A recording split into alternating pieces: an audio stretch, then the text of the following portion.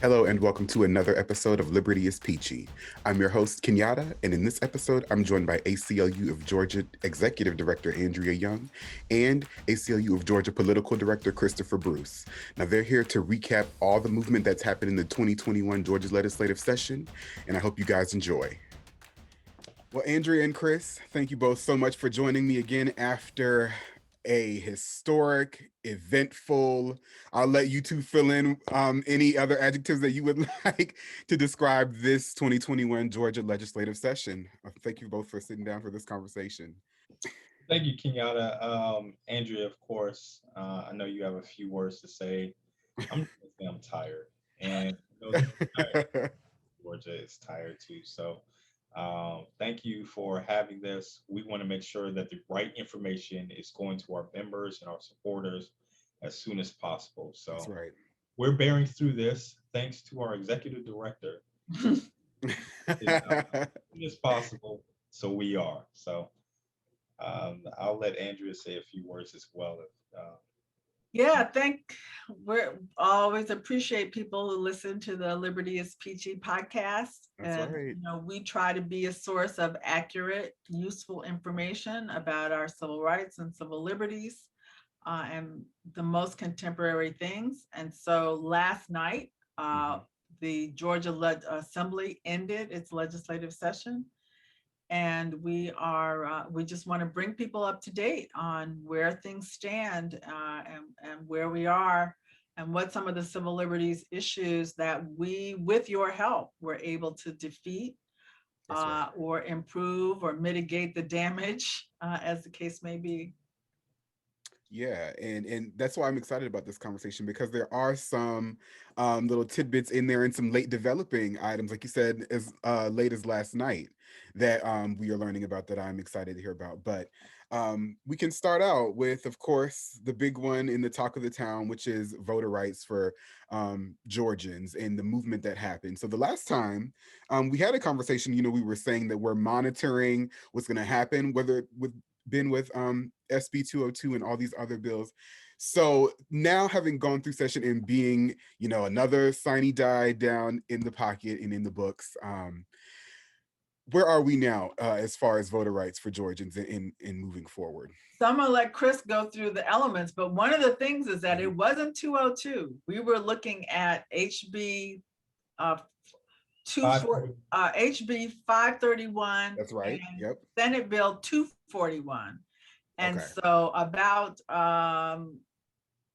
just about 2 weeks ago is the first time that we saw the monster bill that became 202. We were sitting in outside the hearing room getting Mhm. ready for a hearing on 202, and we got a substitute that had 90 pages and was a mishmash of about 5 or 6 different anti-voter bills, because 45 anti-voter bills were introduced in this session, plus some resolutions. So it was a mismatch of a whole bunch of bills plus provisions we had never seen before. So the bill that became 202 and that was signed by the governor last week was only introduced 2 weeks ago, and Wow. that's how they were driving this. And really, this is not popular, but I'll let Chris sort of describe what's in it. But this was a process that I have not been able to find anybody, people who've been down to the legislature for 30 years. No one has ever seen a bill uh, pass the House, Senate, and be signed by the governor the same day. Never seen it before. That's Chris? right. Yeah. yeah, and let's go even further back. Thank you for laying that groundwork, Andrea, because that really puts things in perspective. Voting in Georgia is not easy. Okay, let's just start there. We all knew that. We knew that when I came here 5 years ago, and it's been like that beforehand. If it was easy, I wouldn't have a job. We wouldn't be here. So the ACLU of Georgia has always promoted a change in voting in the state Mhm. of Georgia. This was not it. And we've been very adamant of saying, no, we are going to stop anything that's going to be against making it easier or accessible for people to vote. But we knew this was going to happen. We knew that after November happened Hmm. and the results of the election, we knew after January especially happened and the results of that election, that we were going to deal with a voter suppression bill. And this is not a political type of statement or anything else. This is truly a voter suppression bill. Whenever you have it where over 200,000 people who may not have a government issued ID makes it harder for them to vote, that is literally the definition of voter Yeah. suppression. So there's just cut through all of the tape, all of the misinformation that's out there. I'm glad Andrew was describing the process because, yes, they had 7 a.m. hearings that the public did not know about. They had 8 a.m. hearings that the public was not able to get to. 8 a.m. hearings in the Senate, while you had 4:45 p.m. hearings in the House. So you had nothing but all day of an assault on your voting rights. And I'm very proud to say that the ACLU of Georgia, all of our departments, our communications department, our legal department, our philanthropy department, everyone was tuned in and locked in to make sure that we were fighting for your right to vote. That's right. So this is a momentous occasion. It passed, Senate Bill 202 passed in an unprecedented nature, of course, but I can say it could have been a lot worse. It's bad, but it could have been a lot worse. And it's because of the work that this affiliate's done, our coalition partners, and of course you making those phone calls, emails, and everything else. They really had an effect to the point where if you heard the hearings, they would reference, oh, well, my constituents were saying this, Hmm. or my constituents will also say this. Or if you showed up to the Capitol and you testified, and a lot of you did, those really make a difference, like we were saying all along. So That's we're right. at the point now, and at this point, we have to go ahead and start educating people on the new ways of voting in the state of Georgia.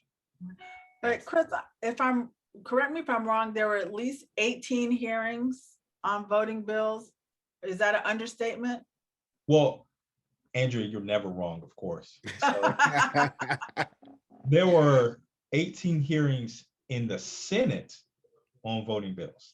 Now, in the House, you had more hearings as well, because remember, they had dueling, like you were saying before, you had Senate Bill 241, you had House Bill 531, and we ended up with 202. But there were over 72 anti-voting bills introduced in this legislature.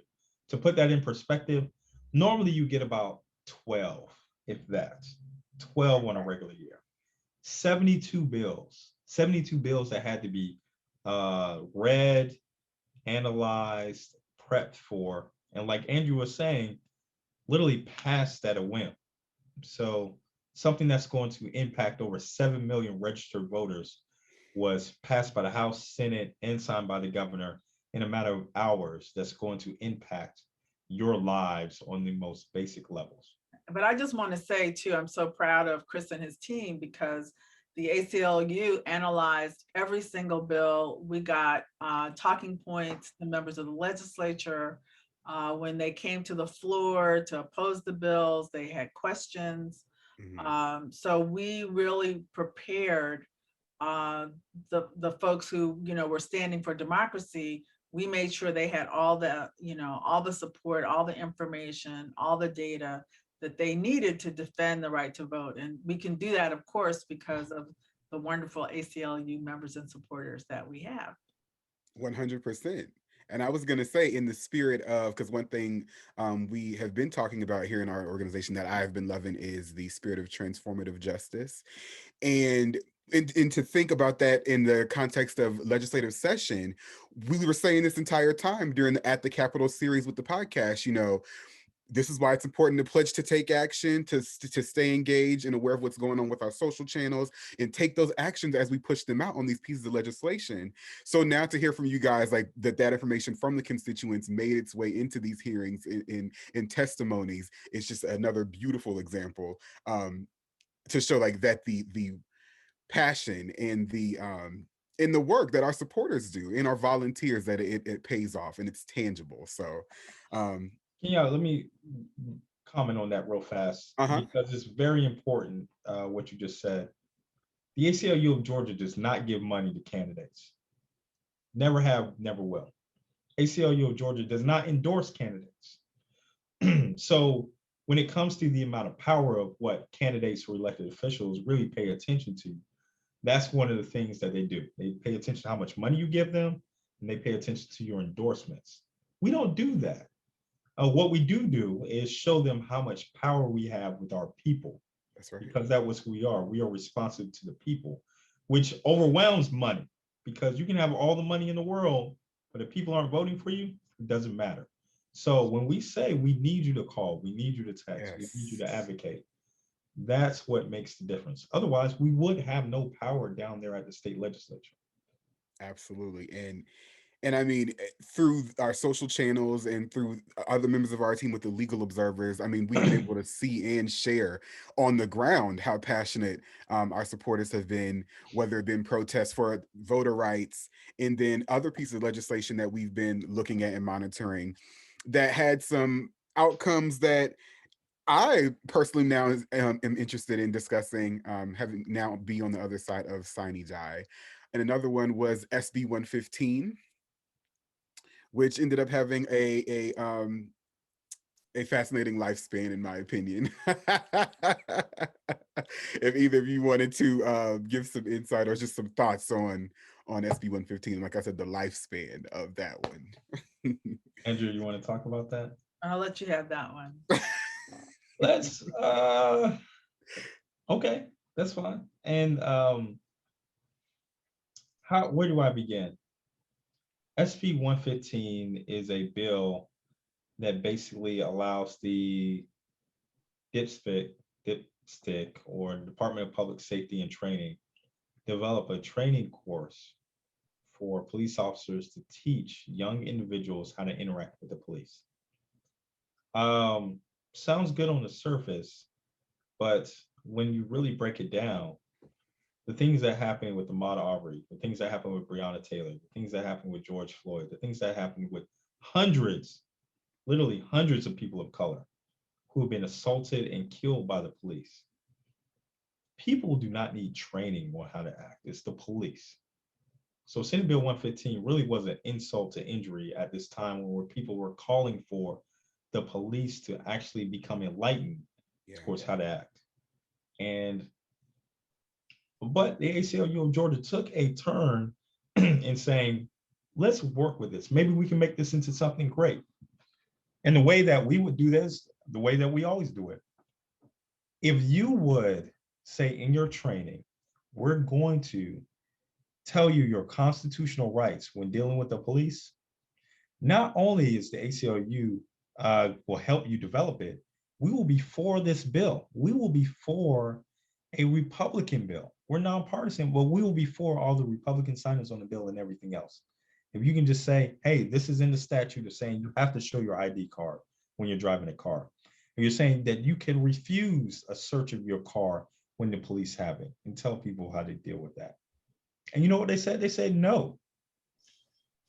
How do you say you are against telling people about their constitutional rights and the laws that you promulgated, the laws that you passed and you stand by? How do you literally say something like that? So I'm not going to get into the long story. The short story is we won. That is literally the short story.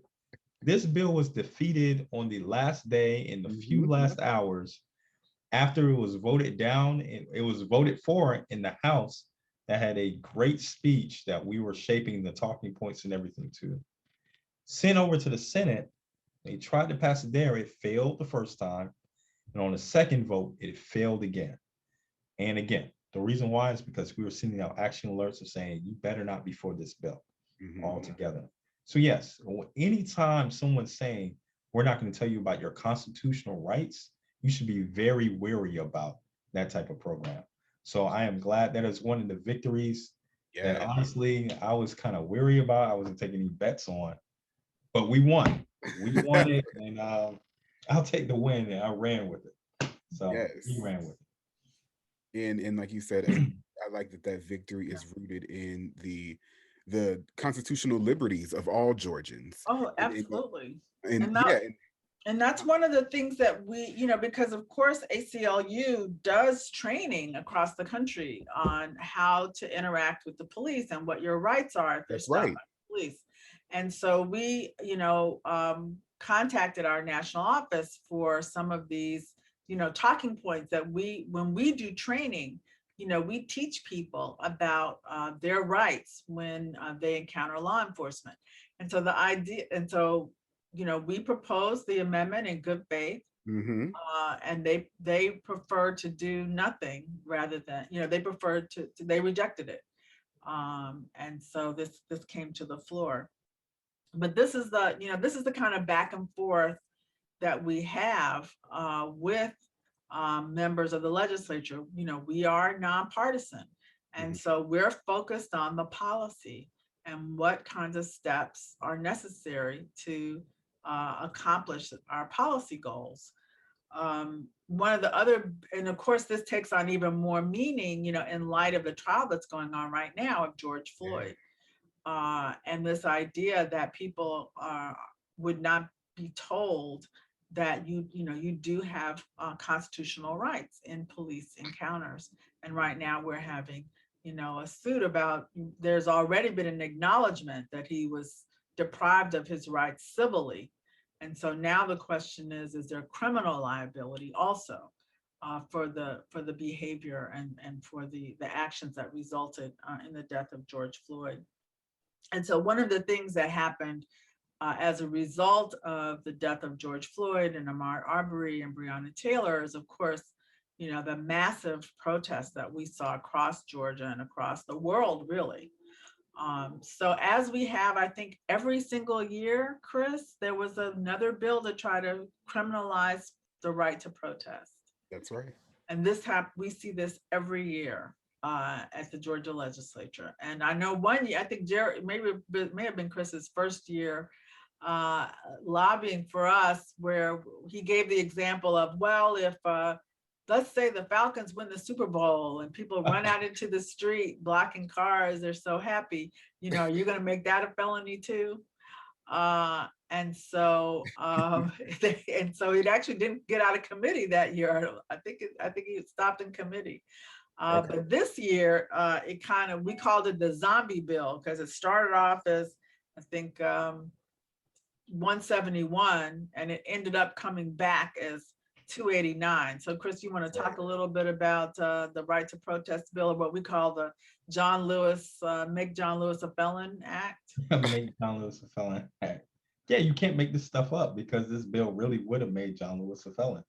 And to give proper credit and everything, I remember being in Andrea's office talking about this protest bill, about aggravating circumstances of penalizing people for protesting, because this was back in 2017 after the 2016 summer protest. And Andrea was like, well, and we're not going to get into the Falcons winning the Super Bowl, because this is when the Falcons went to the Super Bowl and should have won. But yeah, that literally was the example that came out of Andrea's mouth. And I said, that actually might work. And it did. It really did work, of saying a real world example of, well, that's a protest and that's a celebration. There is no difference under the law. If you're blocking sidewalks, roadways, or bridges, it's against the law. And you can't say just because your sports team wins.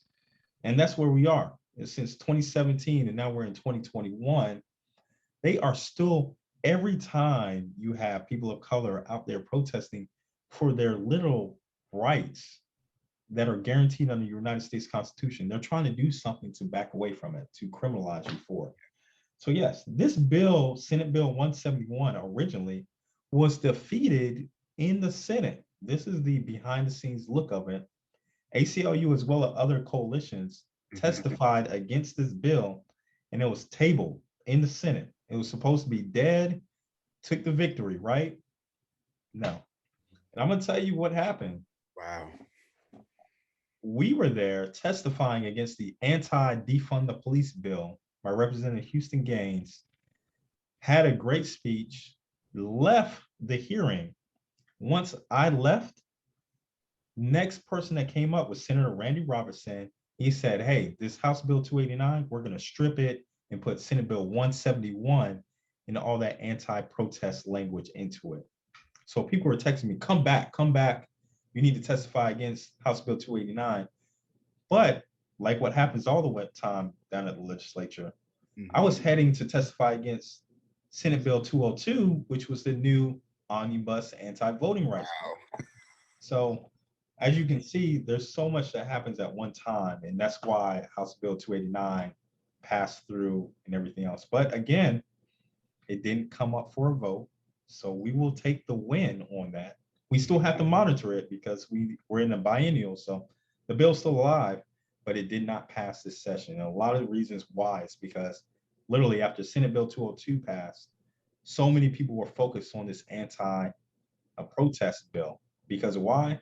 Because that's what we're doing right now. We're protesting in the streets. Exactly. And this would have made you into a felon. That would have been one of the worst things that could have happened. So I give credit for this to the people.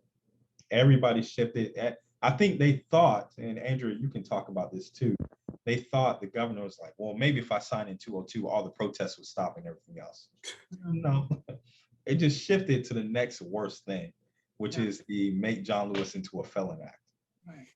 Yeah, and actually, I think Representative Cannon helped because she knocked on the door and they charged her with a felony. So it was not, so we were not exaggerating about the implications of this kind of legislation and how, and of course, there were a number of people who were arrested and charged in the Black Lives Matter protest that certainly should not have been charged, and subsequently the charges were dropped. Mhm. But of course, it's traumatic to go through that. And then you still have this arrest on your record. And so there are terrible consequences from any kind of an arrest, even if the charges are later dropped. So it's very important. And as Chris said, the protest turned immediately to this, defend our right to protest, because of course, this was fundamental, the whole civil rights movement. Uh, Part of what we had to do, and the ACLU was part of that, is establish the right for peaceful protest. Um, John Lewis was beaten on the Edmund Pettus Bridge walking on the sidewalk. He was not even in the street, in the highway. So these are very, very important rights. And this is always the thing with the ACLU, is that the First Amendment rights that, we are there to defend, because if we don't do it, we're not sure that anybody will stand up for these issues. So we're always there when our First Amendment right to freedom of religion, freedom of assembly, freedom of speech, are under assault. Absolutely. And you both just painted an incredible picture at just how these moving parts, it works like a watch almost, like the different moving parts, because we Well, at had least it did this year. exactly, absolutely. Because we had protesters literally on the ground at the Capitol protesting for voter rights. And then at the same time, we had to have our people on the inside, as far as our staff, like Chris testifying, and then our supporters taking action to protest the literal rights of the people, to protect the rights of the people protesting. Right. So, Yeah, and yeah. then we have the, folks that are, on the legal team and other analysts that are constantly analyzing every bill, checking it against constitutional rights, previous case law, previous iterations of the same legislation, what's happened in other places, developing the Mhm. talking points for them. So we work very, very hard, and I think we're very successful this year, that the legislators really came to depend on our materials. And they didn't have to go into the legislators who are standing up for civil liberties did not have to go into hearings or go on the floor unprepared. They had their questions, they had their talking points, they had a section by section on these bills, even the monster bill 202. Mhm. And I think you could see that in the quality of the debate and the effectiveness of preserving, and holding the line on some of our rights that were under assault. Amazing. And we talked about victories that ended up coming about, like through, whether it have been surprising lifespans or unexpected lifespans of legislation. But we did see a large victory when it comes to the repealing of the citizens arrest law. Um, and I know that you two both are the two ideal people to speak to when it comes to what ended up happening with the repealing of the citizens arrest law. So any thoughts, insight, opinions on just the journey that that took through legislative session would be great to hear from. Well, this started in the last legislative session. When there was an NAACP march on the first day of, was it the renewed session in June of June. 2020, we had signs printed up. We said, we've got to start talking about repealing citizens arrest, because that was what was used. That's what was being used for the defense of the 3 white men who killed Ahmaud Arbery for jogging in a public street. And so, Chris raised this issue, said, this is something we should be able to change. We started researching it. We got signs printed up. So when you see the signs from that first march, those were from the ACLU. That's right. And really began raising this issue and trying to get movement on it. And Chris has been back and forth to Brunswick and working with the community there, working on, demonstrations that were held there. And so we're really, really pleased to see what happened in the legislature this year. Chris, I'll let you pick that up. Yeah. And I'm not going to talk too much about it because, as you two know, I think a lot of people do know, this is it's a personal. I don't know. Even with the recent events that happened, the Asian American women who were killed senselessly down here, Ahmaud Arbery, just doing what he would like to do, jogging. Us as a society have not moved forward yet into this area. So no, it's something that's personal. I want to publicly thank Andrea for giving me that bandwidth. There's a lot of other things that we could have been doing. Um, there's a lot of organizations that said they were going to do something about it, but they didn't. They did it in front of the cameras and then they left. We have gone back and forth to Brunswick. This isn't calling them out. This is just the facts of it. Um, and still going back to Brunswick all the time because there's not justice with the McMichaels um, being prosecuted or Jackie Johnson getting kicked out of office as district attorney. That's a start. Justice is when this never happens again. And I'm not just talking about Black people. I'm talking about Asian people. I'm talking about anybody of color who's ever been oppressed by this country. We have to work towards this. And that's what the ACLU of Georgia is about. So to know that during that June session of 2020, the person who was most adamantly against this, Chairman Reeves, completely against this bill, ended up becoming the sponsor of it, of saying we need a citizens arrest law, did the research, and we helped them throughout it, and publicly thanking him for it, of saying it. He admitted that he was wrong at first, and he was one of the proudest people of saying Georgia is going to be the first state ever in the United States to repeal citizens arrest. That's progress. And I think that is a glimpse of what we can actually become as a nation, especially the state of Georgia, leading into what we've always been, the birthplace of civil rights and liberties. That's right. Yeah, and thank you for that. That was an amazing encapsulator just of the journey of that. And you're right, because one of the first um memorable things that I did was sit down and have a conversation with you, Chris, about the Ahmaud Arbery wrongful death. So to be in this place again, I love that little the vein of transformative justice, because in that we get to look at all of the different steps and action from supporters and staff, and I remember those black signs that said repeal citizens arrest. I do remember. um so to look back on that and look at the journey and to now be at this place where we have the actual repealing after this process of legislative session, to me, that's what makes this work fulfilling, and it allows me to take a lot of pride in it, especially doing the work alongside the both of you. So, and I know because of the things, the movement we had in 2021 legislative session, there's still going to be things to do, things to take action on, moving parts. Of course, we'll be announcing everything as everything moves along, but any other messages or insight that either of you could give now being here on the other side on April 1 um, would be great. Well, one of the things that we're immediately, turning to is what happens as a result of the, legislation in SB 202. We've already filed litigation, and That's that right. could be another podcast. And we're, advocating, as we have been, for Senate Bill 1 and Senate Bill 4 to pass in Washington. Because actually just got in some analysis from our national office that it will have an impact on Senate Bill 202 and how any of the provisions could be implemented in the 2022 election. Okay.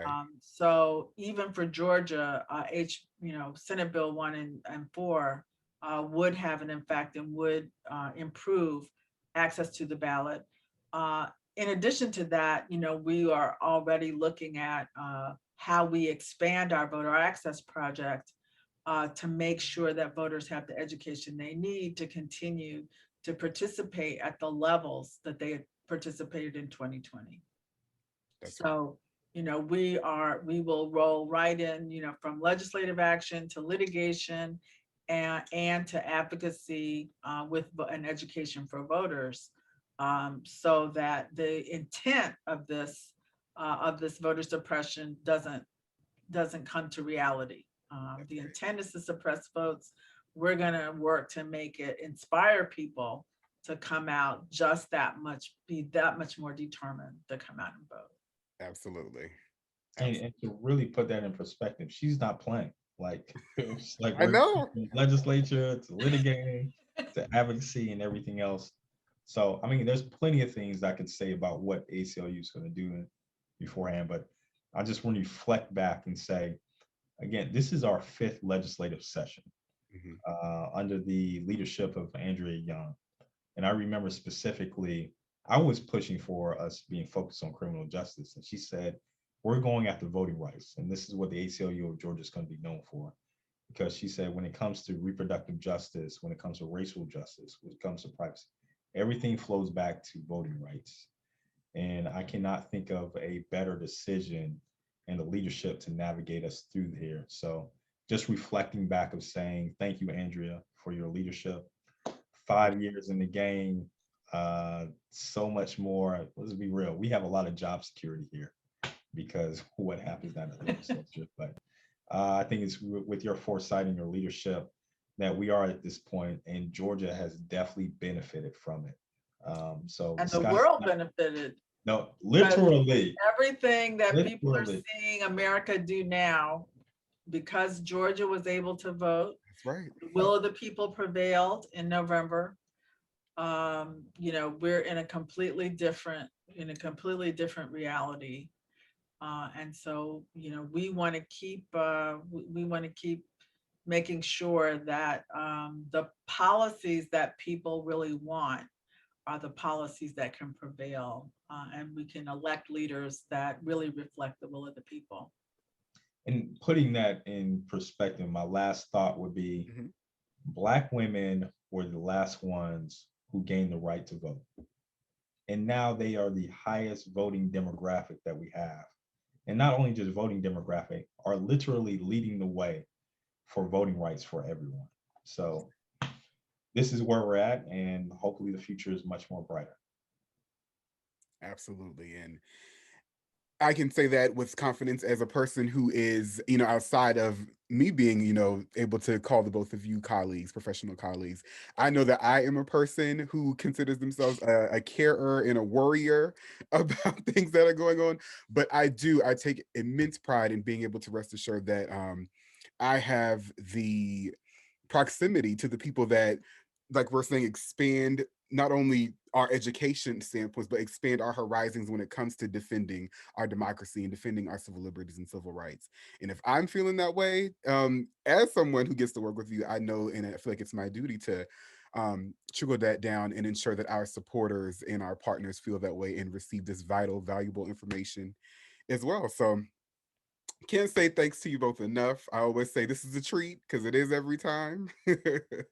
And we have some more conversations coming up as far as litigation goes that I look forward to having and that our supporters look forward to listening to. So thanks again to you both. Thank you. Thank you. Have a good one. You too. All right, friends, that takes care of another episode. Thank you so much for listening. To keep up with all of the work we do here at the ACLU of Georgia, visit acluga.org and be sure to follow us across social media platforms at ACLU of GA. And last, but certainly not least, be sure to like, rate, follow, and subscribe wherever you listen to the podcast. Just give ACLU of Georgia a search. I'm your host, Kenyatta, reminding you to listen like your rights depend on it. Until next time.